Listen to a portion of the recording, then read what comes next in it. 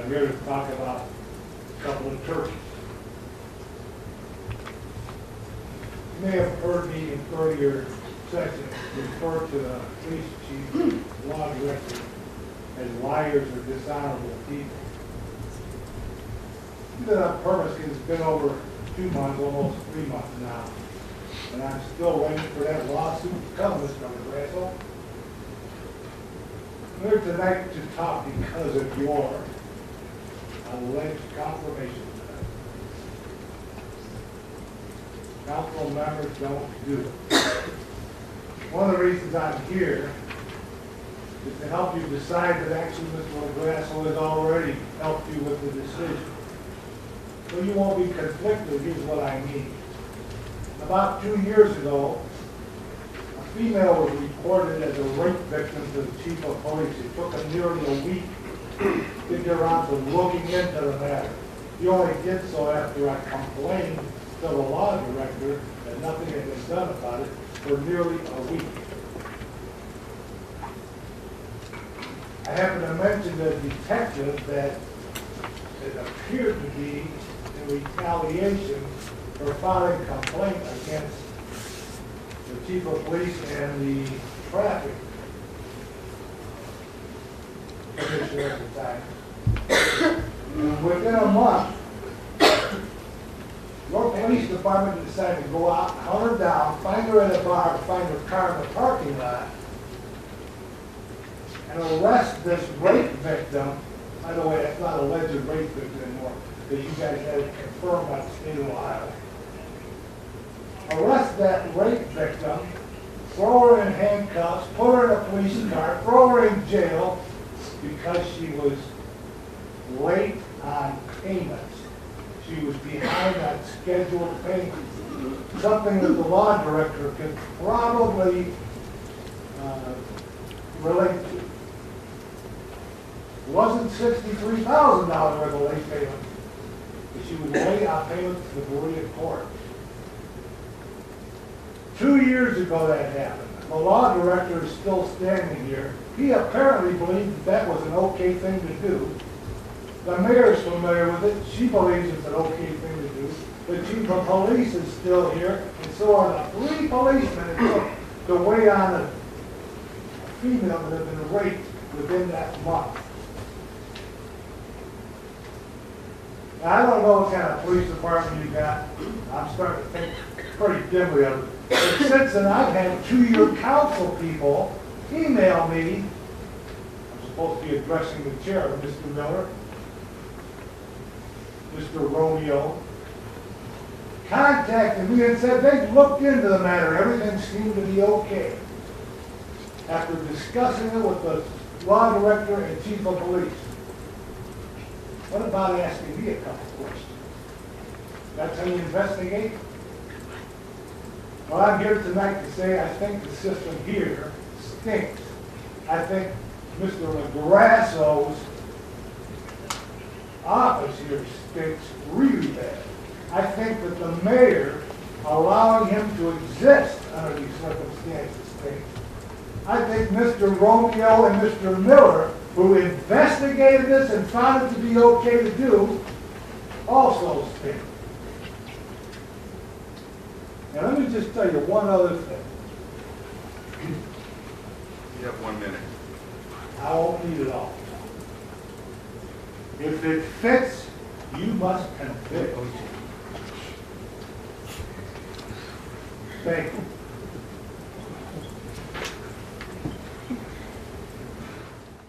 I'll start tonight by saying congratulations to the council for creating the circus in our city that exists.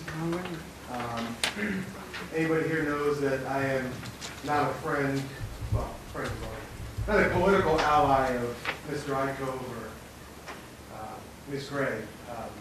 It takes a great effort to go out of your way to make me feel bad for both of these individuals for the way that you've treated them. To go out of your way to politically go absurdly just embarrass our city. You know, quite frankly, that's what you've done.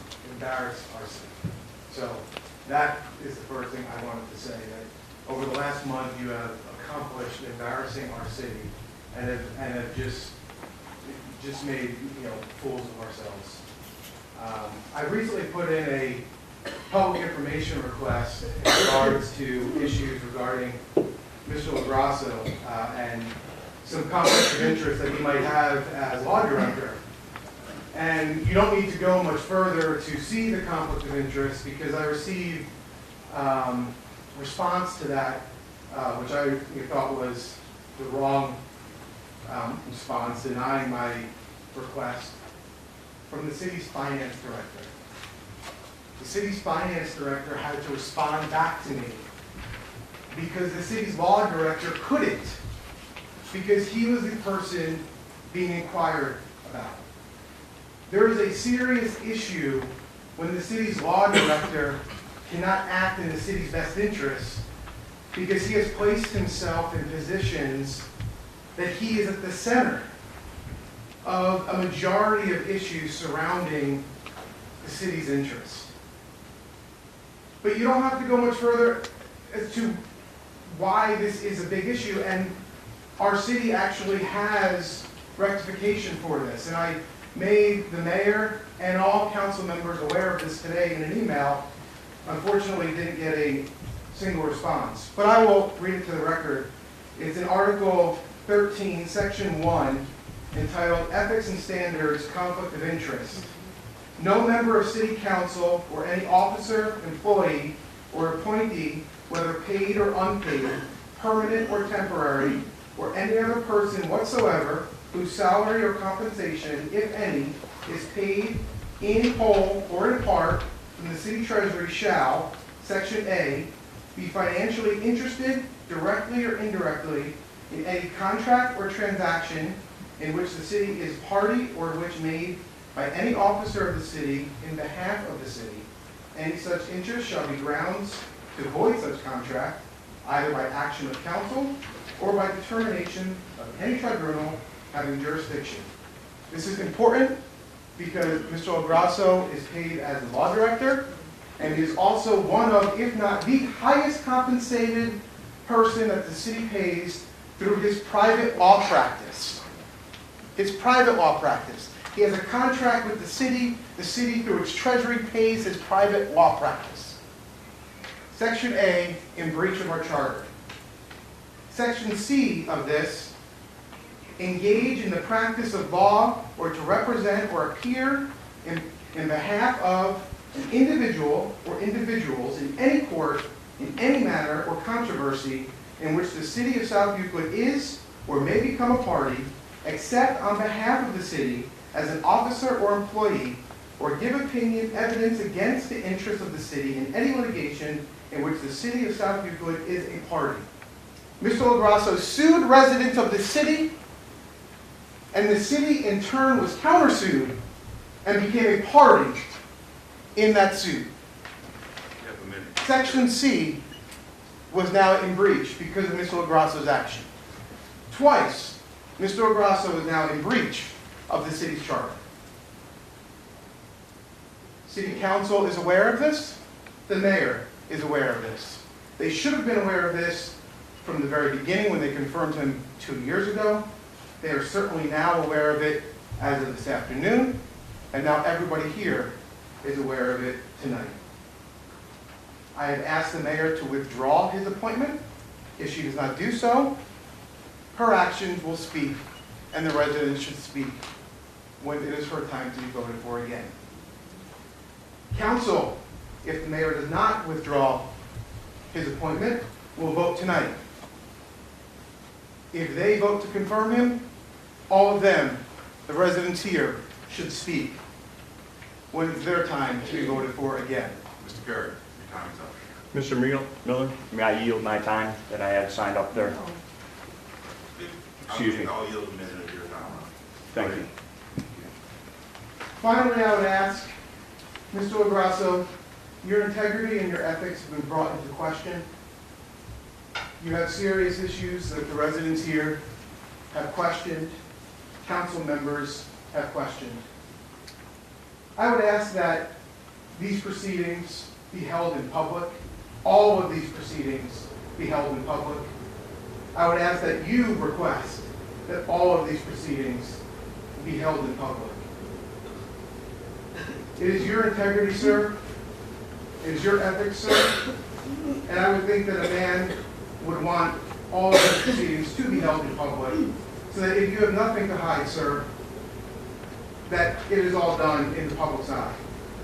And that is something that I think that you should call for tonight.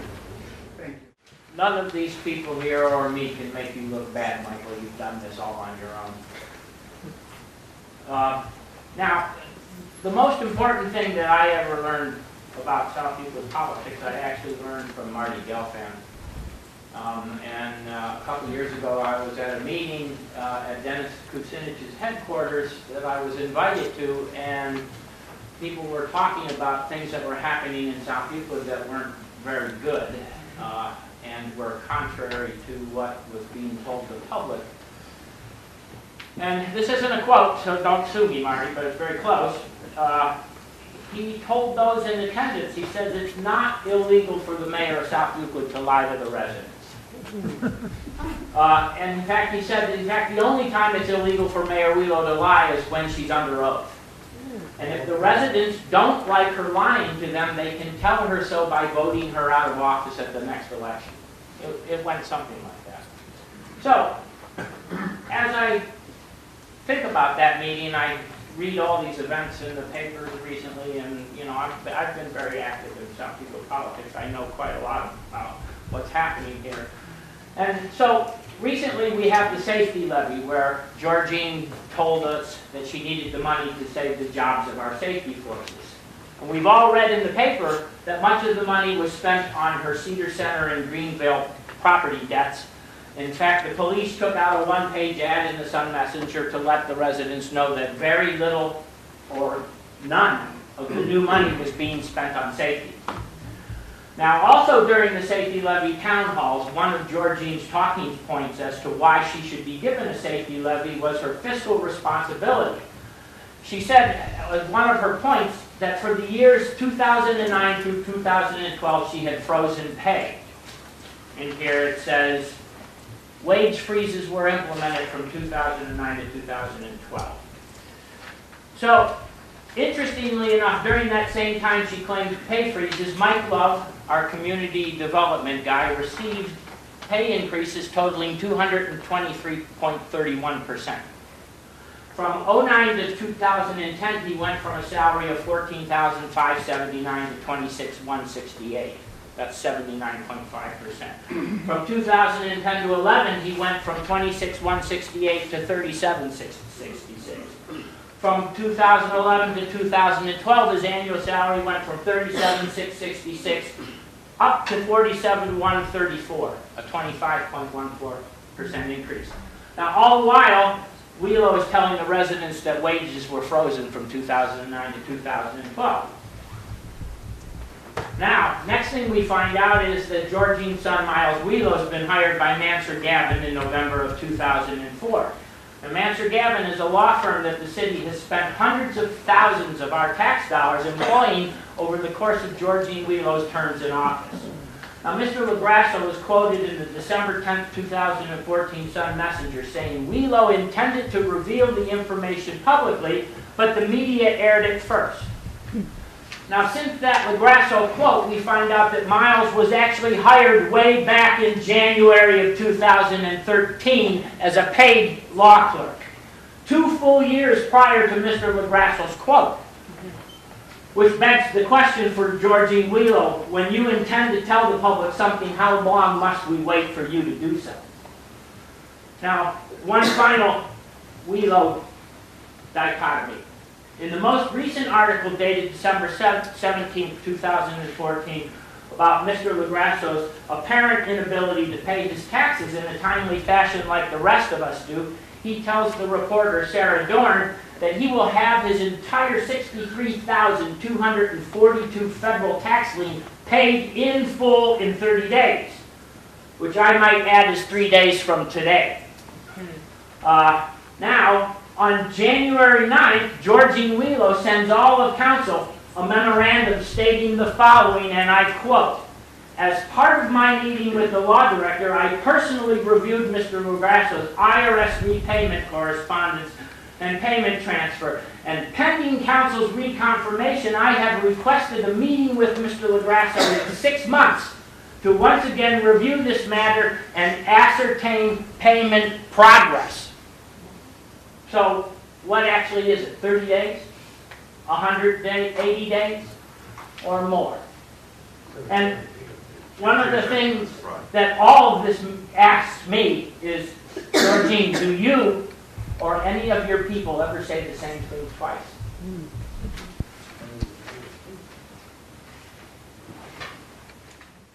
I just want to say the recent events recently between council was very poorly on our city, and to retain the law director just